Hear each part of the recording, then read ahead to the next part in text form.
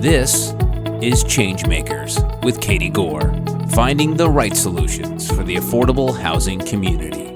Welcome back to my talk with changemaker Rebecca Hatfield, the president and CEO of Avesta Housing, where she has played a key role in developing and managing over 100 properties that provide homes and services for more than 5,000 residents. Rebecca, what I find fascinating from recording over 70 episodes of Changemakers is that everyone is dealing with some form of localized affordable housing issues. Can you share some of the specific problems in New England? Construction is definitely challenging. It's particularly up here in northern New England because we're seeing it's not just supply chain issues and cost rising, it's also a lack of workforce, just a fundamental lack of workforce. There's just not as many subcontractors anymore.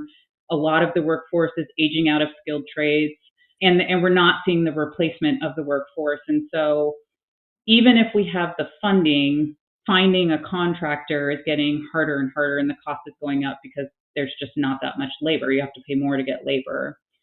I think another thing that's not entirely unique to the Northeast, but is something that we see is the effects of tourism and short-term rentals. Having a coastline, we have several cities along the coast of which people own second homes or short-term rentals. They're only coming in for the summertime, and they're buying up housing inventory at a much higher price than people who live here full-time can afford. And so that's exacerbating the housing problem. It's the standard, the kind of seasonal move. The seasonal tourism is actually creating a housing problem for the seasonal workers who are not making that much money and need to live in the community. And then the third thing that I think is unique to Maine, although there's other states, is that we are a very, very rural state. And something that we've seen over the last, I would say 3 years during the pandemic, is just the need for affordable housing in some pretty rural and remote areas. So pre-2020, I spent a lot of time going out to small towns to talk about affordable housing. What is it? What does it look like? How could it help their community? Many of them have an aging population, and so often we're talking about housing for older adults. And there was reception to it. And those that are a little bit closer to urban centers were more receptive and would see the need for it. Fast forward to now, in 2023, every single rural town is saying that they need affordable housing. Some of it has to do with what I was saying around tourism and seasonal workers. Some of it has to do with people moving to Maine. But we are seeing people move out of urban centers, spread into more suburban and rural areas because that's the housing that's affordable and there's a little bit of inventory. So the problem is just spreading across the state. And rural towns often don't have the infrastructure to support the development of housing. So we don't have public transportation. They may not have water and sewer. They may not have broadband infrastructure. And so we're just starting from, it's not just about the affordable housing. It's not a conversation of we need 30 units of housing for older adults. It's what piece of land in the little tiny town has the infrastructure that we need to build that housing. And then also we need the resources to build the housing. Mm-hmm. And then the capacity to deliver. Yes. Yeah. And the capacity. So it's a multi-layered conversation because we are such a rural state. Wow. So what kind of partnerships do you have to seek out to make all this happen? Like any affordable housing developer, we have many partners. We work with, the housing agencies. We work with a lot of municipalities. The partnerships that I think really make a difference on the ground are we partner with more than 100 service organizations. So organizations like Good Shepherd Food Bank or various other social service organizations that are providing on-site supports. And that's really, really important to what we do. Like I've said a couple of times, it's the complementary piece that makes the difference in the long term. And there's some of our key partners that are helping to make a difference in the communities. It's so interesting your experience in finance and real estate, and it really has blended nicely with what you're currently doing today. And serving 5,000 residents is impressive. One thing I think of are the staff that are helping you do this. How do you organizationally get everybody on the same page? What are your strategies for visioning, or just talk to some of that, because that's a lot of making sure the daily happens correctly. And I think some affordable housing agencies get stuck in that daily mode. So talk about some of your success, how you've been able to move your team toward this momentum here. That's a great question because I think we would all say that workforce has evolved, especially over the last 3 years. And for us, we continue to grow geographically. So we do have employees, that are 2 and 3 hours away in rural areas of Maine and New Hampshire, and we have 300 employees. We also have a diversity of employees, meaning, it could be because we have to own assisted living facilities, custodians, nurses, cooks, all the way to our property management team, who are resident service coordinators, and then real estate development officers and accountants. And so it's very diverse. And we're doing hard work, like you said, bringing them together to continue to move forward to achieve our mission and achieve the vision can be challenging in this environment where we're very spread out and we're dealing with different things day to day. And it's very easy to get caught in the trap of the day to day cycle. But we do several efforts to try to reach our employees through different avenues. And, whether that's through a weekly or biweekly newsletter, we're relaunching our All Staff Day this year. It's really important that I'm getting out and connecting with our staff, and our leadership team is doing as well. So we're working on ways where, you're creating visibility and accessibility. And then creating some really informal times for our staff to connect. And that's just, it's an outlet for them, right? If you're a property manager and you maybe see two other people on a regular basis, the maintenance tech and the resident service coordinator, it's very easy to feel isolated, to feel disconnected from the organization, to feel, burnout from the work that you're doing. And it's important to create opportunities where they can come together with their larger team and just, sit down and have a meal or have a chat and remind each other we're all in this together. And yes, it's incremental progress, but every step that we take is making a huge, huge difference. Even if it takes a long time to take that step, and even if it's a baby step, we are making a difference. And so I try and remind our staff of that all the time. And many times, people who are feeding into others don't often recognize that they have to fill their own cups. And so, this concept of connectivity that you just mentioned is crucial. If we've learned anything over the last 3 years, we've underestimated the values of connectivity. So, putting an emphasis on that within your organization has to net such rewards that are kind of like those non-metrics, non-measurable things, but Yes. add just such return on the investment that you're making. One thing I would add, just to tag on to the last question, is when I came into this role, my motto was is we have to be as good on the inside as we are on the out.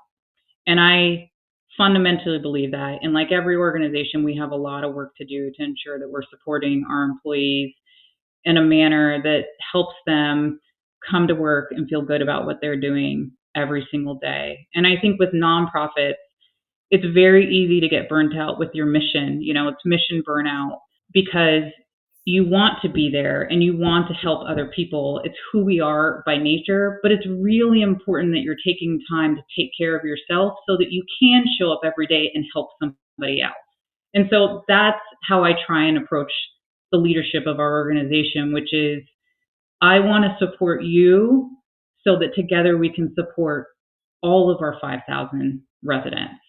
If I can help you show up every day and feel good about being here and feel stability in your life, then you're going to show up energized, right? And I think that's a really, really important message, especially for mission based organizations. I'm curious because you talk about the level of support. Was there a role model or mentor? And I hate to use the word mentor because I feel like it's so overused, but you're talking about a level of support that you're providing for others. Was that there for you? Because I just wanted to see, whether that was something formalized or informal. Did you have it? Did you not have it? I did have it. I did have a level of support throughout my career and throughout my life. First and foremost, my mom and my sister are both just huge supporters of me. They always have been, but also they've been role models for me. And it's that unconditional support. It's that we're going to support you through every decision that you make, no matter what the consequence, and we'll be there to pick you up if something goes wrong, but we're going to encourage you to push yourself outside of your comfort zone.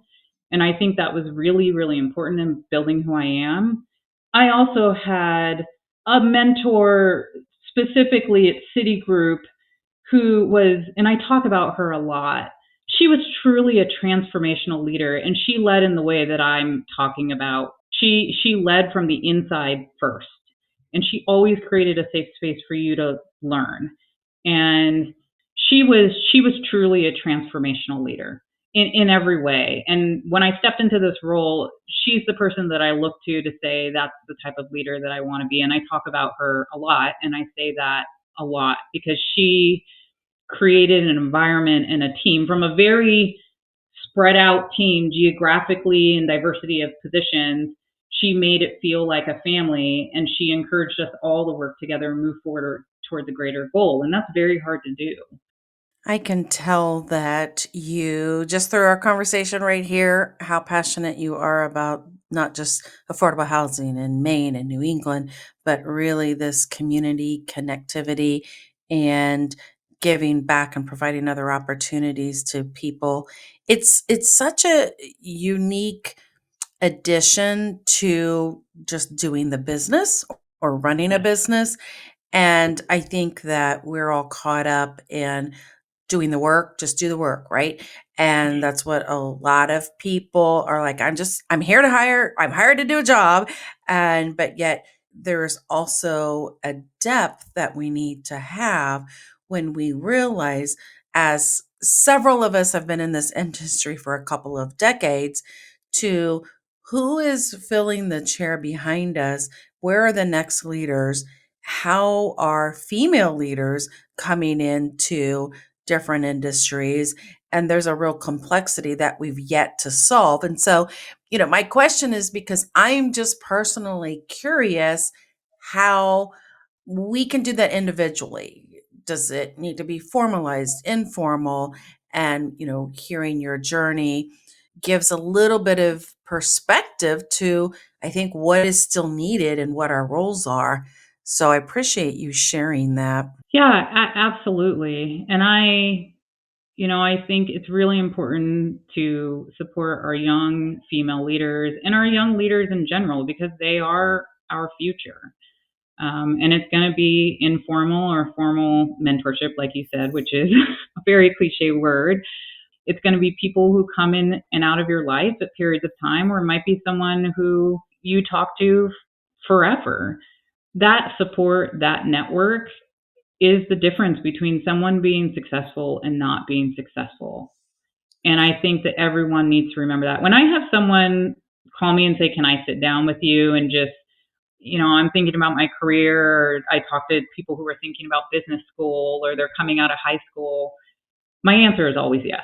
I will always carve out time for that because that type of intervention is what got me through and helped me navigate my life and my career. It was people giving me 30 minutes.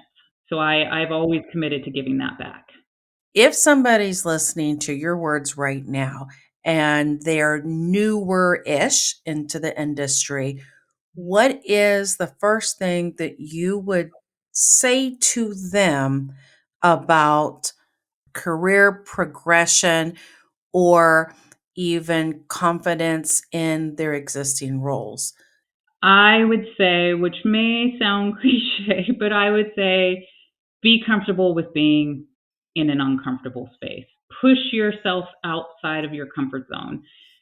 The most growing that I've done in my career is when someone pushed me to do something that I was like, maybe that's not the right choice for me.